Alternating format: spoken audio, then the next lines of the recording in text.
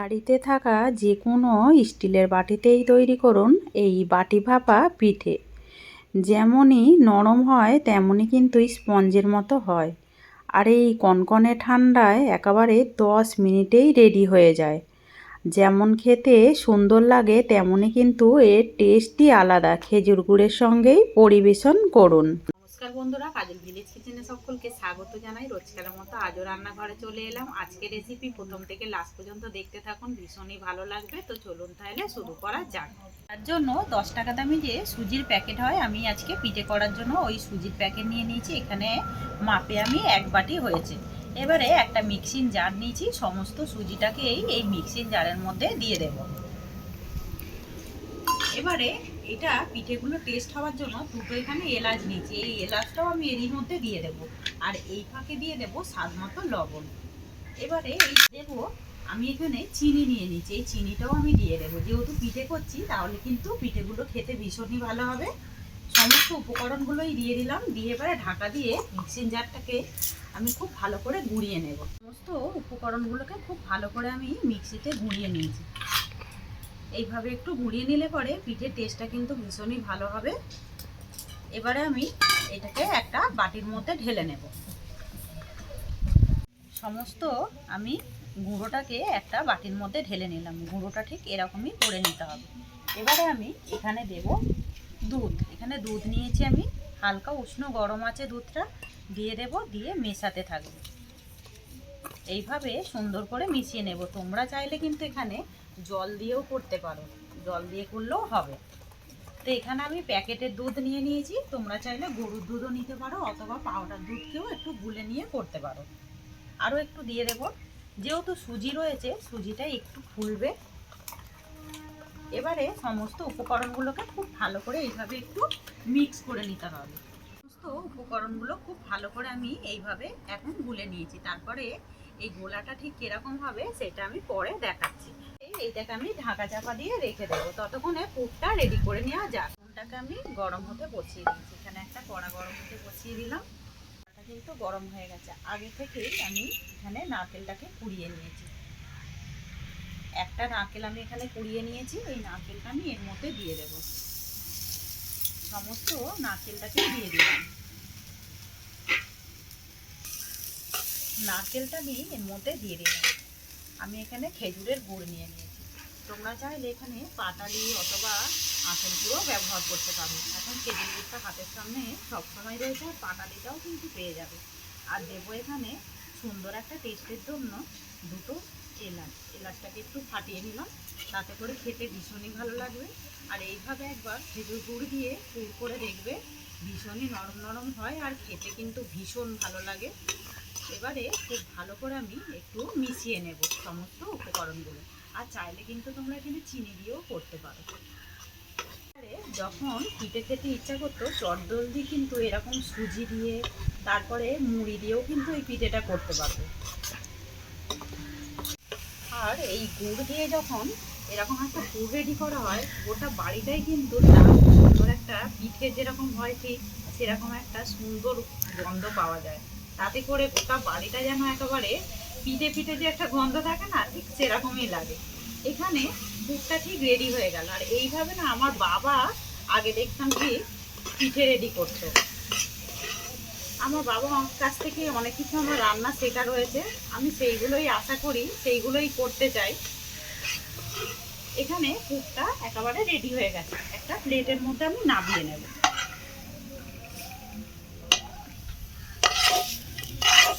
পুরটাকে একটা প্লেটের মধ্যে আমি নামিয়ে নিলাম, একটু ঠান্ডা করে নেব।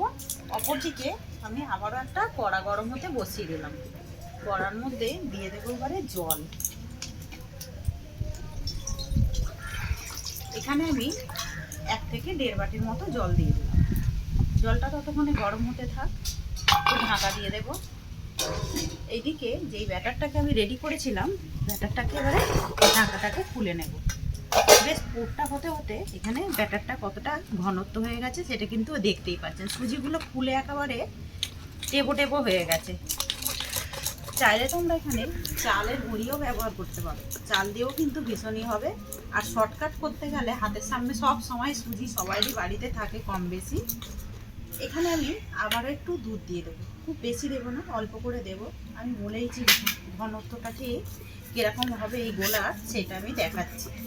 আবারও খুব ভালো করে একটু ফেটে নিতে হবে,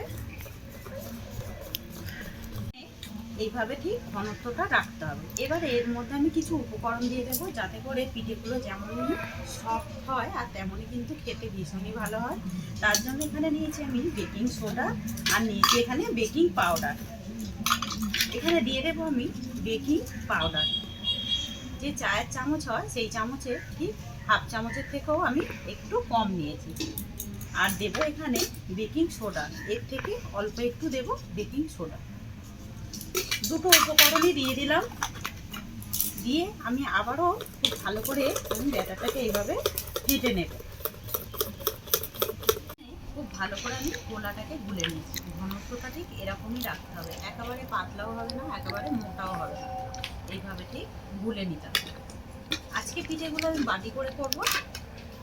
এখানে নিয়ে নিয়েছি আমি বাটি, ছোট ছোট যে বাটি হয় তরকারি খাবার, এই বাটিগুলো সবাইরই বাড়িতে থাকে। তোমরা চাইলে এখানে যে কোনো কিছুতেই মানে বাটির মধ্যেই করে নিতে পারো। একটু সাদা তেল নেব, নিয়ে খুব সুন্দর করে একটু তেল দিয়ে ব্রাশ করে দেবো যাতে করে পিঠেগুলো খুব সহজেই উঠে আসে।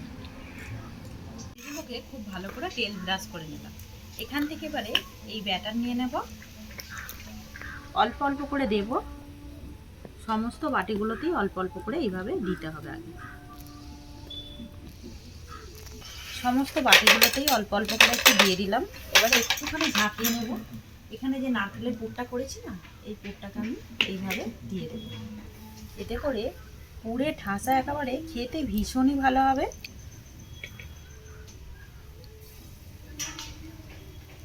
তিনটে বাটির মধ্যেই নারকেলের পুরটা দিয়ে দিলাম। আবারও যে গোলাটা গুলে রেখেছি এর উপর থেকে দিয়ে দেবো।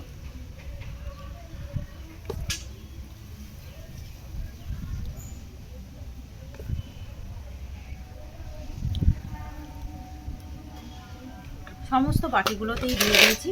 এবারে এগুলোকে একটু ঝাঁকিয়ে দেব। সমস্ত বাটিগুলোকে একটু আবারও আমি ঝাঁকিয়ে নেব। সমস্ত বাটিগুলোকে আমি সুন্দর করে ঝাঁকিয়ে নিলাম। এবারে এদিকে যে জলটা গরম হচ্ছে, ঢাকাটা একটু খুলে নেব। জলটা বেশ ভালোভাবে গরম হয়ে গেছে। এখানে একটা আমি স্ট্যান্ড নিয়েছি, তোমরা চাইলে এখানে বাটিও দিতে পারো বা ঝাঁঝরি যে হয় ঝাঁঝরির উপরও কিন্তু করতে পারো। একটা হাঁড়ির মুখে জল দিয়ে দেবে, দিয়ে এরকম ঝাঁঝরি দিয়ে দেবে, তাহলে কিন্তু হবে। সমস্ত যে বাটিগুলোকে রেডি করে নিয়েছি, এই বাটিগুলোকে এবারে এর মধ্যে বসিয়ে দেবে। খুব ভালোভাবে তিনটে বাটি বসে গেছে। আবার আমি এটাকে ঢাকা দিয়ে দেবো। ঢাকা দিয়ে আমি 15 মিনিট রান্না করে নেব। বেশ 15 মিনিট হয়ে গেছে। 15 মিনিট পর ঢাকাটা খুললাম। এখানে পিঠেগুলো কত সুন্দরভাবে ফুলেছে আর কতটা সুন্দর দেখতে লাগবে। এবারে পিঠেগুলোকে আমি নামিয়ে নেব। সমস্ত পিঠেগুলোকেই একটু ঠান্ডা করে নিয়েছি। এবারে আমি দেখাচ্ছি। আর সব পিঠেগুলোই একেবারে গড়ে নিয়েছি। এইগুলো কিন্তু ঠান্ডা হওয়ার পরে যেহেতু সুজি কত সুন্দর ছেড়ে আসছে সেটা কিন্তু দেখতে পাচ্ছেন। এরকম একটা ছুরি নিয়ে নিয়েছি। চাইলে তোমরা এখানে কিন্তু একটা চামচ বা খুন্তি দিয়েও কিন্তু এইভাবে একটু চাপ দিলে এই পিঠেগুলো খুব সহজেই উঠে যাবে। এই যে পিঠেগুলো কতটা সুন্দর হয়েছে সেটা কিন্তু দেখতেই পাচ্ছে। দারুণ মজাদার হয়েছে পিঠেগুলো দেখতে। সব পিঠেগুলোকেই আমি এইভাবে একটু ছুরি দিয়ে চাপ দিয়ে সমস্ত পিঠেগুলোকেই ঘুরিয়ে ঘুরিয়ে তুলে নেব। তো পিঠেগুলোকেই সুন্দর করে গড়ে নিয়েছে। আর কতটা সুন্দর হয়েছে, আর কতটা স্পঞ্জি আর নরম হয়েছে পিঠেগুলো। একেবারে দেখুন কতটা সুন্দর দেখতে হয়েছে। এইভাবে কিন্তু একেবারে 15 মিনিটে পিঠে খেতে ইচ্ছা করলে একদম ঝটপট এইভাবে কিন্তু পিঠে একদম চাল ভেজানো ঝামেলা ছাড়াই রেডি করে নিতে পারবেন। তো আজকের রেসিপি আপনাদের কীরকম লাগলো অতি অবশ্যই কমেন্ট করে জানাবেন। যদি ভালো লেগে থাকে একটা লাইক করে দিয়ে এইভাবেই পাশে থাকবেন, আমাকে সাপোর্ট করবেন।